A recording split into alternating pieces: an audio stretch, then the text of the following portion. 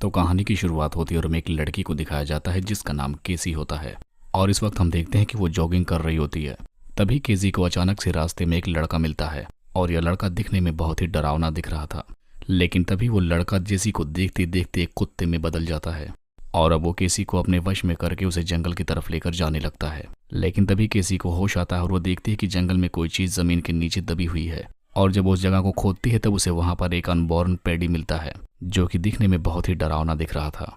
इसके बाद ये सीन यहीं से कट होता है जहां पर हम केसी को उसको अपनी फ्रेंड से बात करते हुए देखते हैं जिसका नाम रोमी होता है। और यहाँ पर केसी उसी अनबॉर्न पेटी के बारे में उसे बता रही होती है। लेकिन इसी वक्त केसी को घर में से कुछ अजीबोगरीब आवाजें आने लगती हैं।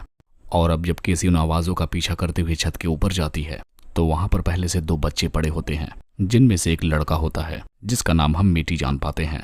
दरअसल हम जान पाते हैं कि केसी इस घर में बेबी सीटर का काम करती थी। तभी हम देखते हैं कि वो छोटा लड़का केसी को बड़ी जोर से हिट करता है और उसे कुछ कहता है जो कि केसी के बिल्कुल समझ में नहीं आता है। लेकिन तब तक वहां पर मीटी के माता पिता भी आ जाते हैं जो कि इस घर के ओरिजिनल ओनर्स होते हैं। जिसके बाद अब केसी अपनी ड्यूटी खत्म करके वहां से जाने लगती है। तभी हम देखते हैं कि केसी को रास्ते में वही कुत्ता जो कि एक लड़के से एक कुत्ते में बदल गया था वो उसे हर जगह दिखाई देने लगा था। अब ऐसा देखकर केसी बहुत ज्यादा परेशान होने लगती है और अब वो उस घटना के बारे में अपने दोस्तों को भी बताती है जिसमें उसका बॉयफ्रेंड मार्क भी होता है। लेकिन यहाँ पर ये सारे लोग केसी की बात को सीरियस नहीं लेते हैं और केसी को उल्टा समझाते हैं कि वो उसका वहम हो सकता है। लेकिन अब केसी को वो लड़का हर जगह पर दिखने लगा था जिसकी वजह से केसी बहुत ज्यादा डिप्रेस्ड रहने लगी थी। और अब केसी को इतना परेशान देखकर उसके सारे दोस्त भी उसकी बातों पर भरोसा करने लगते हैं।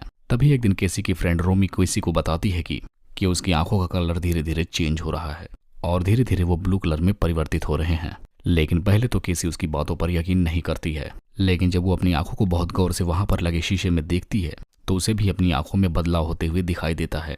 तब हम देखते हैं कि अब केसी अपने बॉयफ्रेंड मार्क के साथ एक डॉक्टर के पास जाती है। तब यहाँ पर अब हम देखते हैं कि वो डॉक्टर केसी की आंखों को चेक कर रहा होता है।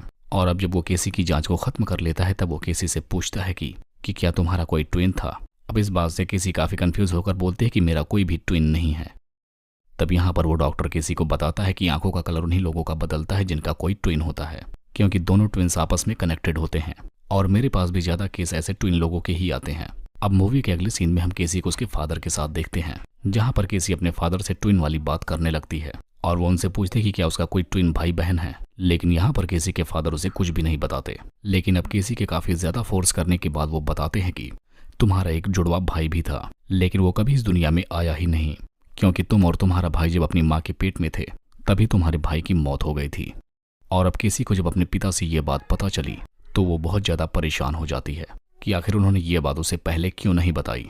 अब इसके बाद हम देखते हैं कि केसी परेशान हालत में अपने घर पर आ जाती है जहां पर उसे अपनी माँ का कुछ सामान मिलता है जिसके अंदर थोड़े बहुत फोटोज भी होते हैं और उसके अंदर एक टेप भी थी।